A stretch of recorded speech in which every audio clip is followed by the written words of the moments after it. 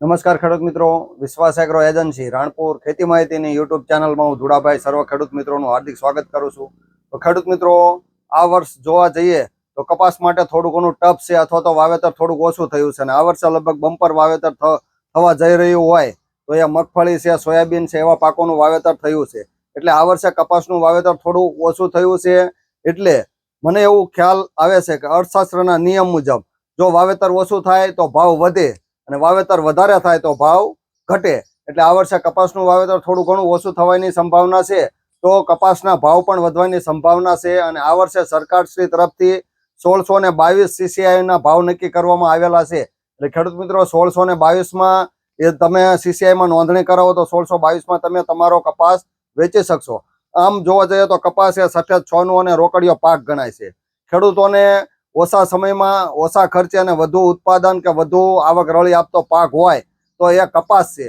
તો ખેડૂત મિત્રો, કપાસથી તમારે અળગા થવું જોઈએ નહીં. અને આ વર્ષે કપાસ માટે થોડુંક ટફ ફરજ છે, છતાં પણ અને આગળના વર્ષે જે ખેડૂત મિત્રોએ જે સારી વેરાયટીઓ વાવી છે એ વેરાયટીઓ વાવીને ઘણું બધું સારું ઉત્પાદન મળ્યું છે. અને આના આગળના વર્ષે કયા ખેડૂત મિત્રો કઈ વેરાયટી વાવી અને સારું ઉત્પાદન મળ્યું છે અને વધારે આવક મેળવી છે એવી ટોપ 5 વેરાયટીની આપણે વાત કરવાની છે. તો ખેડૂત મિત્રો, 2025માં ટોપ 5 વેરાયટી કઈ છે એના માટેનો આજનો આ વિડીયો છે.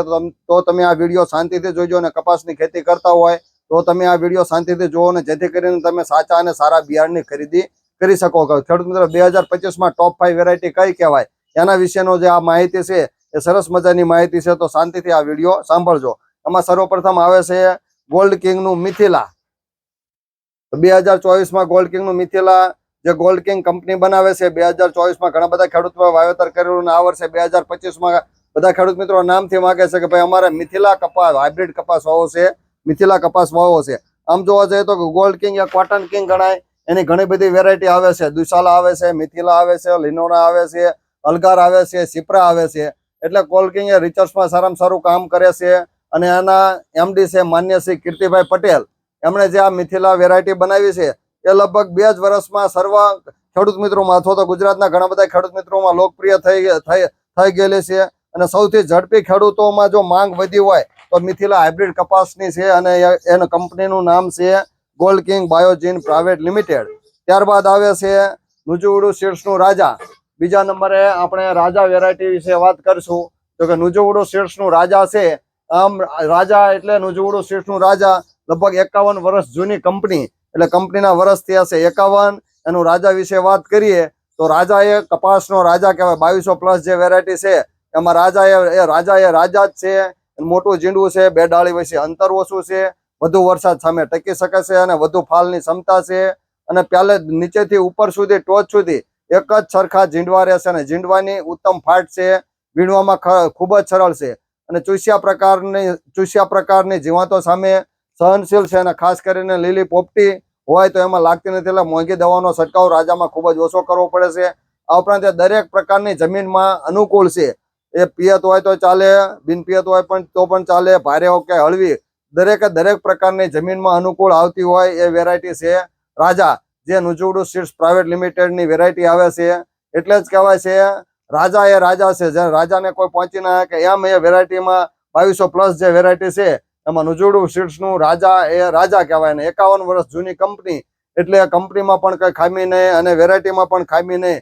અને સૌથી સારામાં સારી વેરાયટી હોય તો નુજુવડુ સીડ્સનું રાજા છે. અને ઉત્પાદનમાં સારામાં સારું પહેલેથી છેલ્લે સુધી એકદમ મોટું ઝીંડવું, ઉત્તમ ફાટ, વીણવામાં સરળ, બધા જ પ્રકારની જમીન સામે અનુકૂળ અને ચૂસ્યા જીવાત પણ ઓછી લાગે છે. એટલે ઘણા બધા ખેડૂત મિત્રો રાજા બિયારણની પસંદગી કરતા થયા છે. આના આગળના વર્ષે ઘણા બધા ખેડૂત મિત્રોને રાજા કરવું તો ટાઈમે મળ્યું પણ નહોતું. તો આ વર્ષે ખેડૂત મિત્રો વિશ્વાસ એગ્રો એજન્સીમાં અવેલેબલ છે. જે ખેડૂત મિત્રો એ જોતું હોય એ વહેલી તકે લઈ લ્યો અથવા તો તમે ગુજરાતના ગમે તે સ્થળેથી આ બિયારણ મળી જશે. ત્યારબાદ ત્રીજા નંબરે આના આગળના વર્ષે ઘણા બધા ખેડૂત મિત્રો પસંદગી કરી હોય તો અજીત 111ની છે. આનો વિડીયો પણ અમારી યુટ્યુબની ચેનલમાં અપલોડ થયેલો છે કે 111ના પરફોર્મન્સ કેવા છે, એના કેરેક્ટર કેવા છે અને એ કેવું થાય છે. તો ટૂંકમાં ખેડૂત મિત્રો 111 વિશે વાત કરીએ તો અજીત સીડ્સ પ્રાઇવેટ લિમિટેડનું આવે છે. આમ જોવા જઈએ 33 વર્ષ જૂની કંપની છે. પિયત બિન પિયત બંનેમાં ચાલે છે. મધ્યમથી મોટું ઝીંડવું છે, વીણવામાં સરળ છે અને ટૂંકી ઘડીએ ઝીંડવા બે છે. આ ઉપરાંત દવાનો ખર્ચો ખૂબ જ ઓછો કરવો પડે છે કે ભૂરા નર વાળું છે અને વધારે ફળાવ ડાળીઓ હોવાના કારણે ઝીંડવા પણ પુષ્કળ પ્રમાણમાં બેસે છે. લસકા મોટે ઝીંડું બેહતું હોય ને વધુ ઉત્પાદન આપતી હોય એ વેરાયટી હોય તો એ અજીત 111 છે. એના કારણે ઘણા બધા ખેડૂત મિત્રો અજીત 111 ની પણ પસંદગી કરે છે. જે ખેડૂત મિત્રો આના આગળના વર્ષે 111 વાવ્યું છે એ આ વર્ષે એનાથી ડબલ માગે છે. ભાઈ 5 પેકેટનું વાવેતર કરવું હોય તો આ વખતે એમ કે ખેડૂત એમ કે છે 10 પેકેટનું વાવેતર કરવું છે. એ વાત હતી અજીત 111. ત્યારબાદ ચોથા નંબરે આવે છે કોહિનૂર સીડ્સનું તડાખા. કંપની કહે છે કે કપાસના જંગલનો રાજા કહેવો હોય તો તડાખા ગણી શકાય.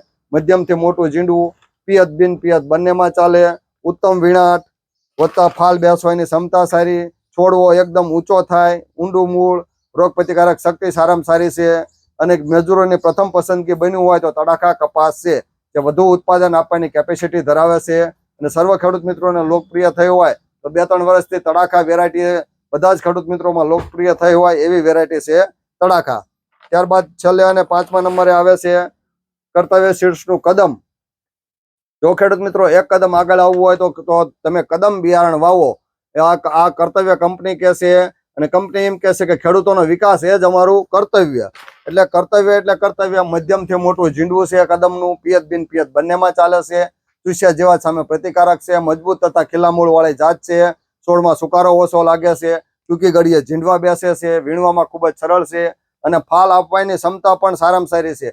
આ ઉપરાંત બીજી એક ખાસિયત કે આનો કદમનો છોડવો ભાંગતો નથી, નમી જાય પણ ભાંગ્યા નહીં. આમ નમાવો તો સ્પ્રિંગની જેમ નમી અને સીધો થઈ જાય. એટલે વરસાદ કે વાવાઝોડા સામે ટક્કર ઝીલે એવો છોડ થાય છે. આ ઉપરાંત પ્રતિકૂળ સંજોગોમાં વધારે વરસાદ કે ઓછો વરસાદ સામે સહન શક્તિ ધરાવતી હોય એવી જાત છે. અને આના આગળના વર્ષે જે ખેડૂત મિત્રો કદમ બિયારણનું વાવેતર કર્યું છે એ ખેડૂત મિત્રો આ વર્ષે લગભગ કદમ ઉપર પસંદગી ઉતારી છે અને સૌથી સારામાં સારું વાવેતર આ વર્ષે કદમ બિયારણનું થવા જઈ રહ્યું છે.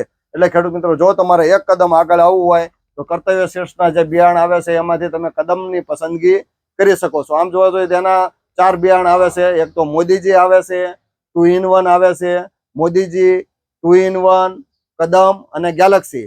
એમાં કદમ બિયારણની લગભગ ઘણા બધા ખેડૂત મિત્રો આ વર્ષે પસંદગી કરે છે. તો ખેડૂત મિત્રો આ વાત હતી કપાસ બિયારણની 2025માં ટોપ 5 વેરાયટી કઈ છે.